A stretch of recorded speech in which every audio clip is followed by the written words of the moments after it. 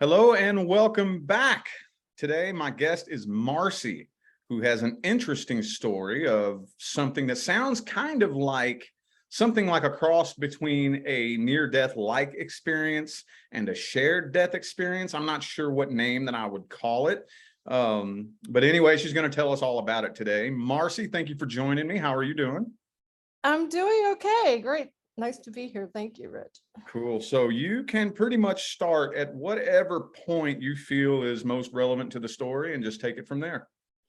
Sure. So this was actually about 18 years ago when I was pregnant with my only child. So 5 months pregnant, and my mother-in-law was in the hospital not doing well. And then we got the call, to come because they didn't think she was going to last a lot longer. And what happened then was it was Thanksgiving. So all 5 of her children were there in the room with her. And I was being urged by my husband to stay and hold his hand. It was very difficult for all of them. And I kept getting this really heavy feeling in the room, and being pregnant, I kind of just didn't feel well. I wasn't sure what was going on. So I walked back out into the hall at one point, which felt very different. It was like walking from night to day. It was a much cleaner, lighter air out in the hallway, and I could breathe, and I kind of calmed down. And there was a family pastor who was trying to, help me breathe and all. And so eventually my husband asked me to come back in the room. And again, the second time,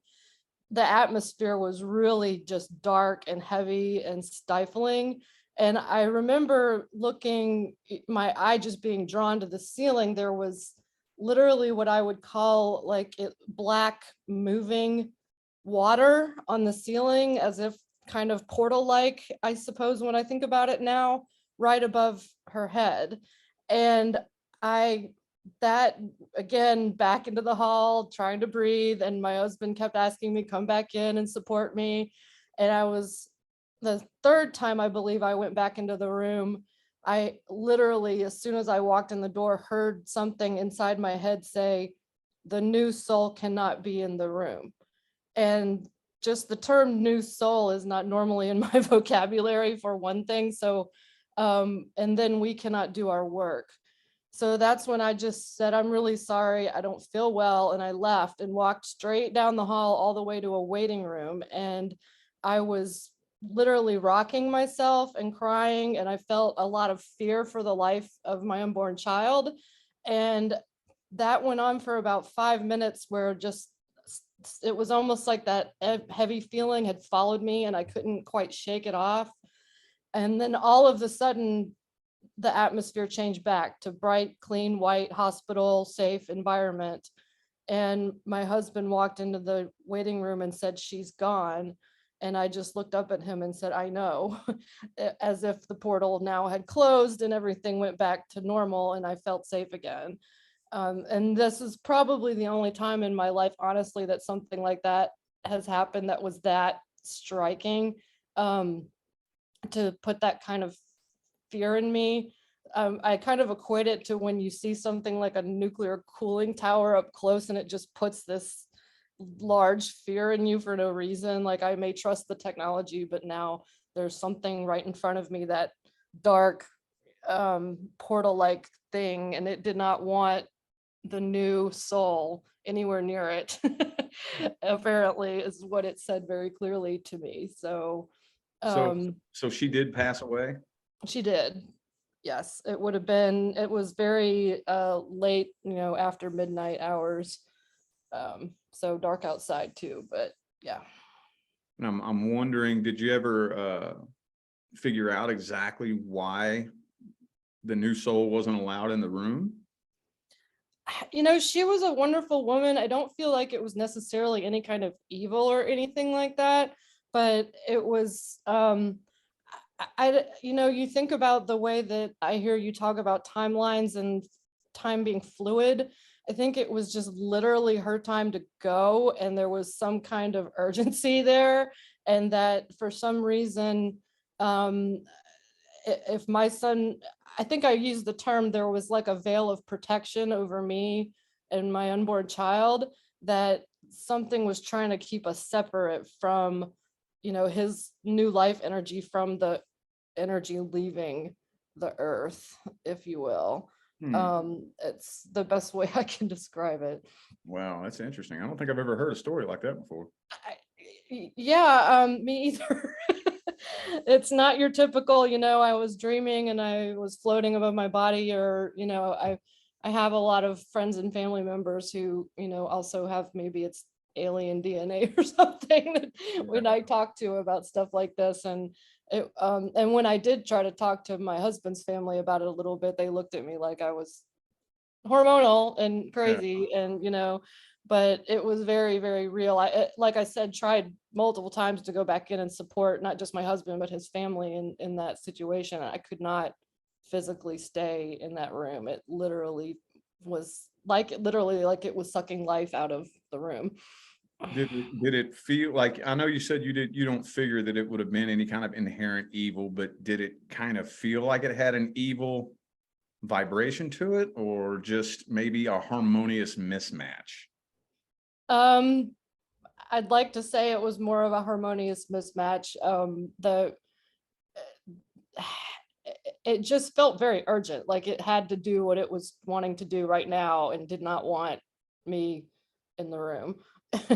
So I'd like to say that I've come across evil enough times in my life to know when it's really right in front of you, and Mhm. it didn't feel like that. It was almost just unearthly, like some kind of gravitational differential, or that maybe was just setting off all my alarm bells in my head if I had to think about it scientifically. But yeah, portal is the best word I can use there for that. I'm wondering too, like you mentioned earlier about how you've read that sometimes that can be a time where the soul is entering. And I Yeah, wonder if maybe the soul entering and that soul departing couldn't happen at the same time. something like that. That's exactly what it felt like, because just we can't do our work with the new soul in the room. And I'm not directly quoting, because again, I know it was in my head, but I just specifically remember that term, new soul, and something about not being able to do their work, more than one. um like there was a group of Hmm. something trying Usually, to that's the funny thing, because do usually, a teamwork. Yes. yeah, when it comes to almost any paranormal or near death type of story that I've heard before, I can usually kind of come up with a good idea of what's going on. And that one right there is kind of tricky. That one's very tricky. I'm sitting here thinking, what could that have possibly been? I wonder too, maybe what if her soul had to leave and go through a process, and then possibly part of that energy could be coming back into the new soul. I wonder, like a partial reincarnation or a recycling of energy, maybe. Well, and that's exactly the way I felt with the second half of the story, which was with my very good friends of ours who had a baby very prematurely. They were supposed to be due at the same time, my son and her son. And after everything settled down with my mother-in-law's passing, we went up 2 floors, I believe it was, to the NICU to see the baby. And he had been in ICU for several weeks, if I remember correctly. And I believe they were about to discharge them that day. He was doing much better. And I often wonder if it was something having to do with that connection, because that was my husband's best friend from childhood. He was very close with the family.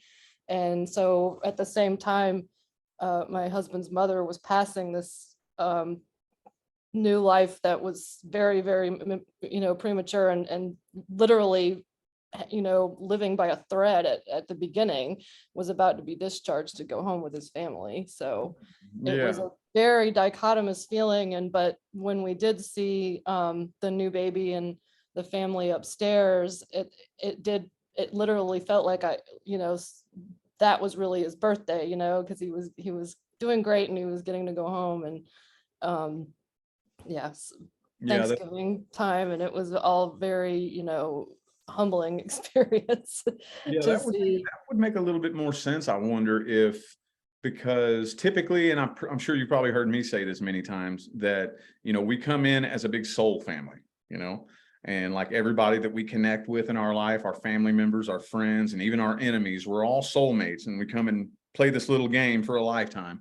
And I just do wonder if that energetic exchange between her passing, your baby, and the baby upstairs was all like a, a process of, you know, one going and then two more coming. And since it's all one soul family, if that process had to be done a certain way.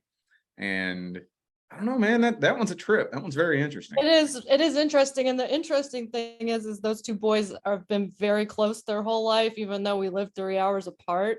They're like brothers in a way. And you can tell if there's any kind of soul family thing going on there, it's evident in those two. I think that they'll be friends for life, and whatever things that kind of get thrown at them, they're kind of like two peas in a pod. That's really cool. My son was very overdue, so whatever was going on with that, he was not done cooking. He did not want it was not his time. Oh, Uh-oh. I should have. Thanks, universe. I told you it's a weird day. Mercury retrograde, man. I am in an apartment, and I heard some other alarms going off in other buildings. I was like, please tell me they're not testing the fire alarms while I'm doing this podcast. All right, you can edit that part out, or for fun, this has been a day full of surprises and synchronicities. September 24th. Well, I like to make it a really strong point to be as authentic and raw on the internet as I possibly can, you know, so it doesn't bother me none. Yeah, hopefully they might do it again. Anyway, go ahead. Have you ever maybe looked into any other avenues of metaphysics to learn more information, like maybe a psychic or hypnosis? I've been thinking about hypnosis. The funny thing is I have an art degree, and I got into tarot cards because of the art history of them. I became really fascinated with the connections between the world religions that couldn't really be connected any other way back in the day, other than tarot cards were one of the first things that connected us in that way. And just in terms of the way humans have always regarded the seasons and all that stuff, right? So I don't know, for me it's very intuitive when stuff like that happens. It's very difficult to explain in the English language, but it's like that's why I said I didn't think it was anything evil, but there was definitely some kind of life force that I like that you used the word recycling. It did kind of feel like that now that I 18 years later look back on it, that some part of the energy had to be released in order for something else new to come in. Yeah, I've been studying and listening to near-death experiences, out-of-body, shared death experiences for many, many, many years. And that's the first I've heard a story like that. But that's the whole reason why I'm doing something like this here, so that we can all put our stories out there. And, hopefully maybe somebody could comment on the video that has an answer to it, possibly, Yeah, and I remember putting in my message to you that I was very sober.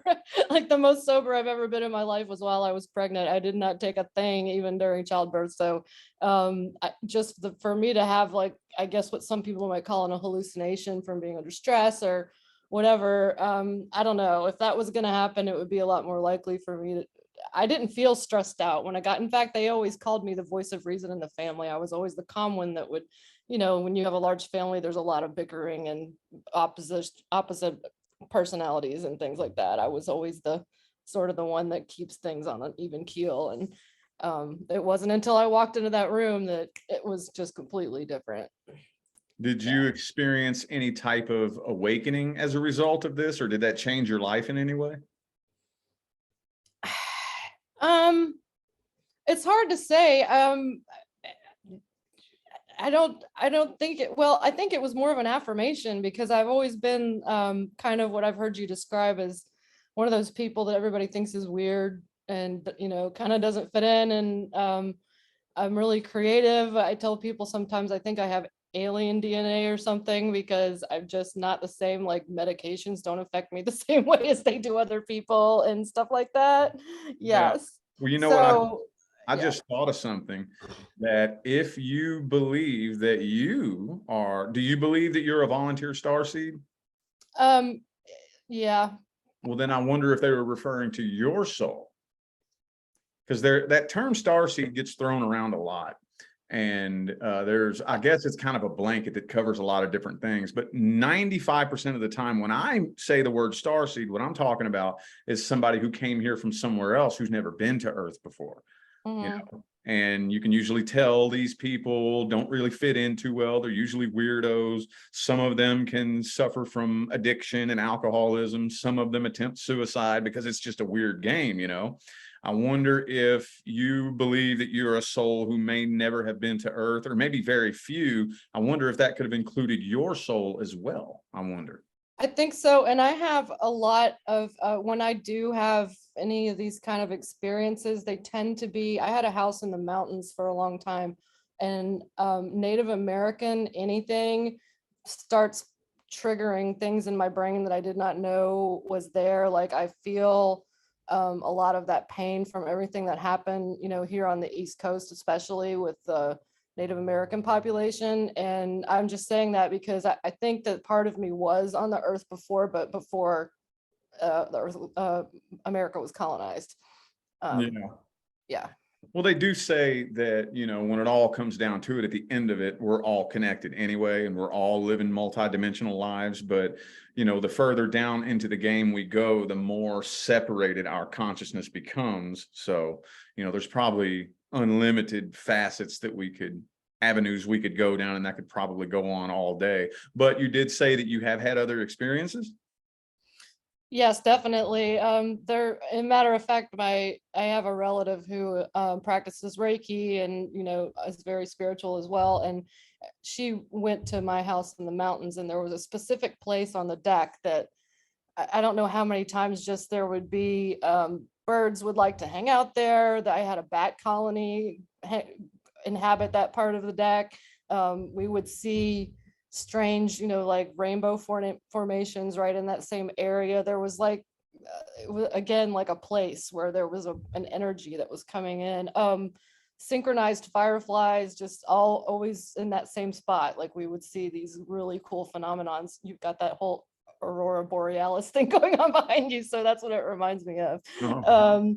But that's just more of a like again an instinctive feeling that there's it's something other than gravity is at Yeah. play. There's an energy there, and I can't really say the one I wanted to tell you about today was certainly the most powerful and the most easy to describe because I literally was seeing movement and things like that. But anyway, I could probably come back, and if I wanted to sit down and write down all the experiences I can remember. But even my mom told me that when I was very little and they were teaching me how to write with a crayon when I was 3 years old, I went back and got some chalk and went out to the driveway and wrote my name in perfect mirror image backwards on the driveway. And nobody had ever really been trying to teach me how to write my name yet. So it was just, little things like that that come to mind throughout my life. But it took for me to go through the first school age part of motherhood, because that's really a game. Like you've got to be in the game to raise a child in this society. And since my son's gotten older, it's given me more opportunity to really explore my own creative talents and understand, finding people like you who can help me understand why I'm different. And yeah. Yeah, yeah. Well, I would say that if you do resonate with the Starseed literature, it's almost a 98 to 99% chance that you are. There's a lot of people out there who they hear that term and they think that it means better than, well, I want to be a Starseed because that makes me better than. And they don't realize that no, it doesn't. Usually No. usually when we're talking It's about not. starseeds, we are talking about a group of beings who came here from somewhere else, who are vibrating at a different frequency to help change things, but that doesn't mean better than. As a matter of fact, the overwhelming majority of the starseeds that I have met, myself included, have very traumatic experiences, very traumatic, very rough life. Yeah, I was about to say that. Like if I've been for sure in harm's way. I think a lot, why didn't I die in that moment? And that's why I always said I feel protected. but at the same time, it has been, yeah, very traumatic. The kind of people that I attract tend to be very toxic, and and the addictive part causes them to be obsessive and addictive over me, to be honest. And so it's kind of like, escape pod number 12 I've just gone through with people in my life. So but I have a beautiful son, and he's great, and we're all going to be fine, but it's definitely hard. um Hmm. it's just not a walk in the park at all. No. Yeah, you very well could be a star seed, and probably that may be other members of your family too. Like I'm pretty sure that I come from a chain of them. Like my brother. Now I'm weird. I've always been weird, but my brother takes the cake. I wasn't raised with him, but I'm pretty sure that that poor guy is a star seed that has no idea what he's doing here. So I've heard of that a lot, and the more I sit and think about that, that kind of sounds like that makes more sense. That may be what it is. Yeah. That you all may be some new souls, maybe very specific energies that couldn't be present during the transitionary process. Yeah, and another one of my earliest memories, speaking of family, is my grandmother, who was an amazing artist, trained in Europe back in the 20s, and I just remember her looking at me when I was a little girl, like I was just the apple of her eye, and I was just like her, and I was creative, and I was dancing, and I was gonna just be a wonderful person. It's like literally one of my earliest memories is the way she used to just look at me and smile. And and my dad, who was her son, is way more straight laced. And so it's like it skipped a generation or something, but for sure, because he has no creativity at all. But not that that is necessarily connected, but I think that there's something about that family, what you were saying, that really rings a bell with me too. There's certain people that I think we were vibrating the same, as opposed to the majority of my family. So Yeah, well, the thing with like the long-term humans, I'm not trying to go too far down this path, but like with beings that have been coming back over and over and over, they really get into the game, you know, and because I can remember being a kid looking around at other people feeling so out of place. Like, how do you all other kids, like how does all the other kids just know what to do and know what to say and know what's to be expected of them? And it's like it comes natural to them. And here I am, always in trouble. I was always in trouble, never followed the rules, never knew how to follow the rules. None of this made any sense to me. And when you get to looking at it, a lot of the beings who have been coming here for millions of lifetimes, that's their soul plan. They probably screwed something up in their last lifetime. So they said, okay, well, I'm going to go back and I'm going to do it this way, but I'm going to do it right. And they write that in stone in their soul plan. So that's when they come in here and they just really bury their face in the human game. And they just get so good at it after millions and millions of lifetimes. They get so good at being a human and, going to school and getting straight A's. And you see these people who just seem like they're perfect. Nothing ever happens to them. They never do anything stupid. They never do anything wrong. They get straight A's. They go to college, they pass with flying colors, get this degree, get a beautiful family. And it's like, how do you do that? And then you realize, oh, okay, well, you've probably been practicing that for millions of lifetimes. When somebody like me and probably you come here for the first time, like, what is this weird, So yeah. yeah, I understand what you mean, but Yeah. anyway, I do greatly appreciate you sharing your experience. Was there anything else that you wanted to add, or maybe an inspirational message for the audience or anything before we wrap it up? Oh my goodness. I always just keep going. It's, I've been through some really rough stuff over the past 6 months as well. And again, and it's the same thing. It just feels like the air is heavy, but it's always going to clear up eventually. And, I just found out this morning that one of my ex-boyfriends passed away. And it was another one of those things where it was a traumatic experience, and now it's triggering me, but just keep going, move on, and do your best. And um I don't know how many tools there are in the box to try to help center and figure out what your purpose in life is, but I bet you that if you really think about it, you can. No, Okay. I'm a little older, so I feel like I've been through that journey for long enough, and I'm getting it now. So it's just, yeah, keep going. All right. Now, after this video, it's possible that some people may want to reach out to you with questions. Would you be open to that? Yeah, that's fine. If I can just give you an email address or something like that. Yeah. So I will link all that information in the description. But for now, I'm going to go ahead and wrap this up. Marcie, I greatly appreciate you, and you have a good day. Oh, thank you. It was great talking to you, Rich. Have a great day. All right.